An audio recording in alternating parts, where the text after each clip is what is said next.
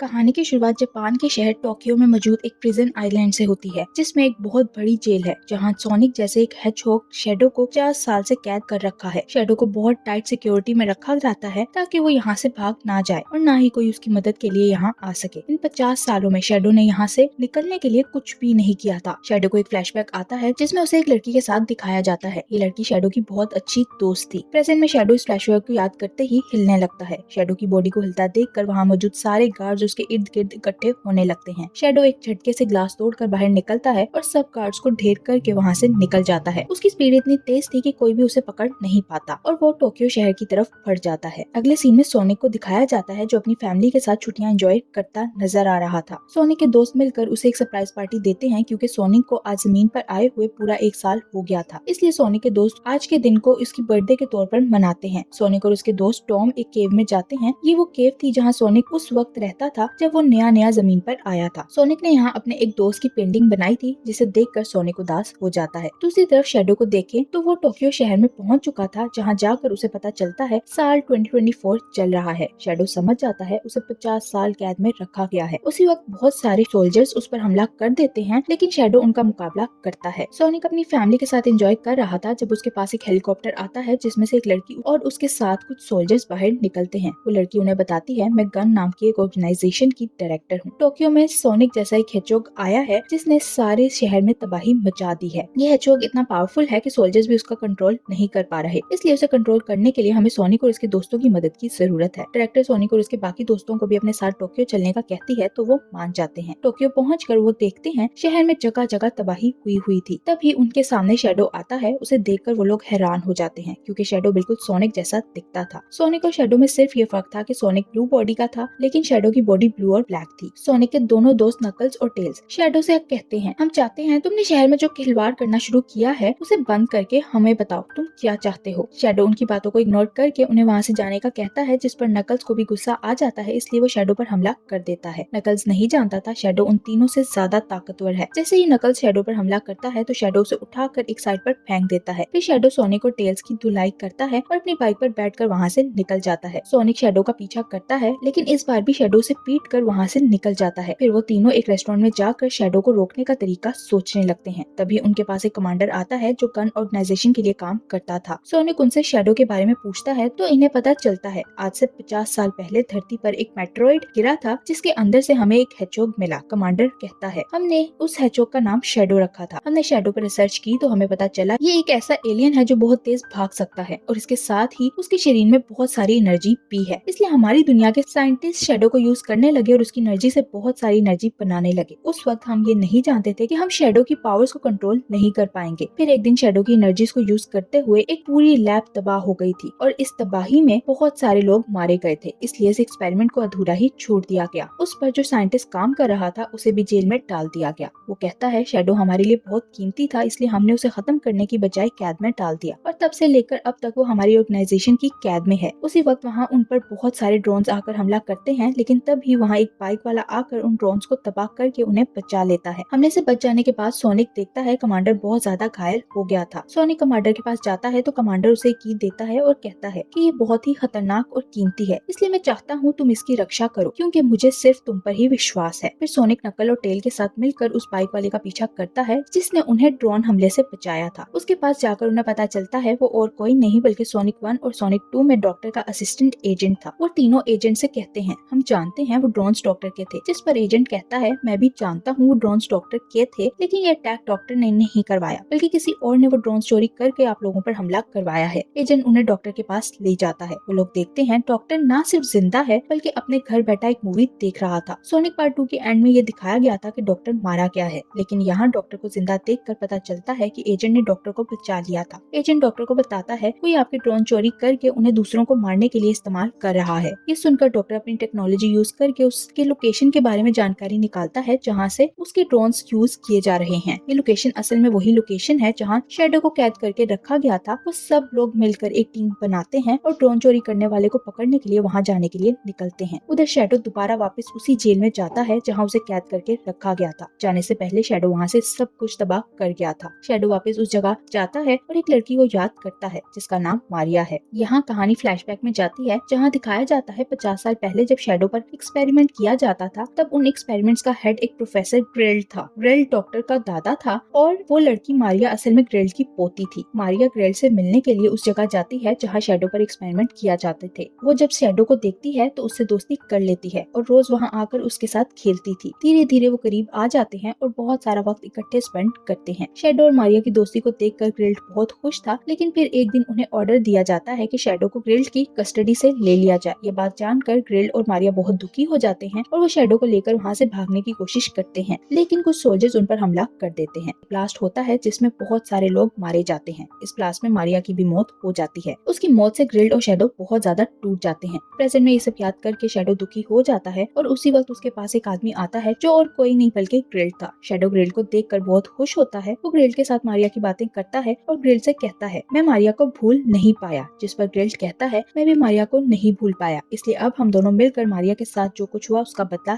लेंगे। दूसरी तरफ सोनिक अपनी टीम के साथ वहाँ पहुँच जाता है जहाँ शैडो को कैद कर रखा गया था। उनके वहाँ पहुँचते ही ग्रेल्ड और शैडो को पता चल जाता है कि यहाँ कोई आया है, इसलिए वो दोनों छुप जाते हैं। वहाँ आने के बाद सोनिक और उसकी टीम इधर उधर जाकर डॉक्टर के ड्रोन्स को ढूंढने लगते हैं। मौके का फायदा उठाकर शैडो सबके पास आ जाता है, उन सबको पकड़ के एक जगह इकट्ठा कर लेता है। उधर डॉक्टर ग्रिल्ड से मिलता है तो उसे पता चलता है ग्रिल्ड बिल्कुल उसकी तरह दिखता है। ग्रिल्ड डॉक्टर को बताता है मैं असल में तुम्हारा दादा हूँ और मैं ही तुम्हारे ड्रोन्स को यूज कर रहा हूँ। डॉक्टर अपने दादा से मिलकर बहुत खुश था। ग्रिल्ड डॉक्टर को लेकर अंदर जाता है जहाँ वो देखता है शैडो ने सोनिक, नकल, टेल्स और एजेंट को बंद कर रखा है। ग्रिल्ड सोनिक के पास आकर उसकी जेब से वो की निकाल लेता है जो उसे कमांडर ने दी थी। ग्रिल्ड उन्हें बताता है मेरी ग्रैंड डॉटर मारिया इस गन ऑर्गेनाइजेशन की वजह से मारी गई और मुझे भी इस ऑर्गेनाइजेशन की वजह से जेल जाना पड़ा। मैंने एक ऐसा खतरनाक हथियार तैयार किया था जिसका नाम इक्लिप्स है और यह हथियार स्पेस में जाकर एक झटके में सब तबाह कर सकता है। जब मैं जेल में था तब गन ऑर्गेनाइजेशन ने मुझे कहा मैं अपने उस हथियार का डिजाइन उन्हें दे दूं। मुझे जेल से बाहर आने के लिए मजबूरन उनके साथ देना पड़ा। असल में ये इक्लिप्स मेरा डिजाइन है, इसलिए मैं अब गन वालों से इस हथियार का डिजाइन भी वापस लूंगा और अपनी ग्रैंड डॉटर का बदला भी लूंगा। यहाँ हमें पता चलता है ग्रिल्ड की बनाई हुई इक्लिप्स 2 कीज से चलती है, जिसमें से एक की कमांडर के पास थी। उस की को तो ग्रिल्ड ने सोनिक से ले लिया, लेकिन अब वो दूसरी की हासिल करने वाला था जो इस वक्त गन ऑर्गेनाइजेशन के लंदन हेडक्वार्टर में थी। उस की को बहुत सख्त सिक्योरिटी में रखा गया था। ग्रिल्ड कहता है अब मैं डॉक्टर और शैडो की मदद से वो की भी हासिल करूंगा और मारिया की मौत का बदला लूंगा। ग्रिल्ड डॉक्टर और शैडो को लेकर वहाँ से निकल जाता है, लेकिन जाने से पहले वो वहाँ एक मिनी ब्लैक होल गिरा देता है। मिनी ब्लैक होल अपने इर्द गिर्द की सारी चीजों को अपने अंदर करने लगता है। ये देखकर सोनिक और उसके दोस्त अपनी रिंग निकालते हैं और पोर्टल खोलकर वहाँ से चले जाते हैं, लेकिन जैसे ही वो रिंग से टेलीपोर्ट होकर बाहर आते हैं तो वो देखते हैं रिंग उनके पास आकर सारी चीजों को खा रहा है। वो तीनों डिसाइड करते हैं ग्रिल्ड, डॉक्टर और शैडो मिलकर जो करने वाले हैं उन्हें वो सब करने से ये लोग रोकेंगे। वो तीनों अपने घर जाकर अपनी बाकी एक दोस्त टॉम और मैडी को ग्रिल्ड के प्लान के बारे में बताते हैं। वो लोग डिसाइड करते हैं वो पांचों लंदन जाएंगे और वहाँ से गन हेडक्वार्टर से दूसरी की हासिल करेंगे ताकि ग्रिल्ड उस की को हासिल ना कर सके। उस की को हेडक्वार्टर में जिस जगह रखा गया था उसके बाहर बहुत सारी लेजर्स थी, जिन्हें अगर कोई टच करता तो लेजर्स उसी वक्त उसे काट सकते थे। यहाँ टेल्स उन्हें सलाह देता है कि मैं टॉम और मैडी का रूप बदल कर उन्हें हेडक्वार्टर्स के अंदर भेजूंगा और हेडक्वार्टर के सर्वर में से उन दोनों से एक यूएसबी को इंसर्ट करवाऊंगा, जिसके बाद वो लोग लेजर को बाईपास कर सकेंगे। फिर सोनिक अंदर जाके की को हासिल कर सकता है। डॉक्टर ग्रिल्ड और शैडो के साथ लंदन पहुंच जाता है। डॉक्टर ग्रिल्ड का साथ इसलिए दे रहा था क्योंकि वो जानता था उसके दादा गन हेडक्वार्टर से की हासिल करने के बाद हेडक्वार्टर को तबाह कर देंगे और फिर डॉक्टर उसके साथ मिलकर पूरी दुनिया पर राज कर सकता है। सोनिक अपनी टीम के साथ लंदन पहुंच जाता है। वो लोग प्लान के मुताबिक टॉम और मैडी का रूप बदल कर उन्हें हेडक्वार्टर में भेजते हैं ताकि वो सर्वर रूम के सिस्टम में यूएसबी इंसर्ट कर सकें। लेकिन अंदर जाकर वो यूएसबी इंसर्ट करते हैं तो उन्हें पता चलता है वहाँ पहले से ही एक यूएसबी इंसर्ट है जो डॉक्टर ने इंसर्ट की थी। डॉक्टर और ग्रिल्ड की हासिल करने के लिए उस स्पेशल रूम में जाते हैं और तभी वहाँ सोनिक भी आ जाता है, लेकिन इससे पहले वो लोग की हासिल करते वहाँ डॉक्टर अपने कुछ साथियों के साथ पहुँच जाता है और टॉम और मैडी दोनों को अरेस्ट कर लेता है। डॉक्टर उन्हें बताता है मैं पहले से ही जानता था कि आप लोग यहाँ आने वाले हो, इसलिए वहाँ नकल आ जाता है, जिसके बाद वहाँ हलचल मच जाती है। सब लोग की के पीछे भागने लगते हैं, लेकिन शैडो की को ले उड़ता है और उसके एक वार से टॉम भी काफी जख्मी हो जाता है। शैडो की लेने के बाद डॉक्टर और ग्रिल्ड को लेकर वहाँ से निकल जाता है। सोनिक और इसकी टीम डॉक्टर को देखकर परेशान हो जाती है क्योंकि वो शैडो के वार से जख्मी होकर बेहोश हो गया था। वो लोग टॉम को एम्बुलेंस में डालते हैं और मैडी उसे लेकर हॉस्पिटल चली जाती है। सोनिक को ये सब देखकर बहुत गुस्सा आता है कि शैडो ने उसके दोस्त को जख्मी किया है, इसलिए वो डिसाइड करता है कि वो किसी भी हालत में डॉक्टर, ग्रिल्ड और शैडो को रोक कर रहेगा। सोनिक नकल से मास्टर एम्बुलेंट के बारे में पूछता है कि उसने उसे कहाँ छुपाया था। वो मास्टर एम्बुलेंट का इसलिए पूछता है ताकि उसकी शक्तियों को खुद के अंदर लेकर पावरफुल हो सके। नकल उसे मास्टर एम्बुलेंट के बारे में बताता है तो सोनिक को ढूंढकर उसकी एनर्जी को अपने शरीर के अंदर रख कर बहुत पावरफुल हो जाता है। ग्रिल्ड, डॉक्टर और शैडो दोनों कीज हासिल करने के बाद इक्लिप्स को ढूंढकर इसे एक्टिवेट करते हैं। वो तीनों इक्लिप्स में बैठकर स्पेस में जाते हैं ताकि वहाँ से वो गन के हेडक्वार्टर को तबाह करके अपना बदला ले सकें। शैडो और ग्रेल्ट को एक बार फिर से मारिया की याद सताती है, इसलिए शैडो भाग भागकर इक्लिप्स में एनर्जी क्रिएट करता है और उसमें बहुत सारी एनर्जी भर देता है। इतनी एनर्जी देखकर डॉक्टर डर जाता है और ग्रेल्ट से कहता है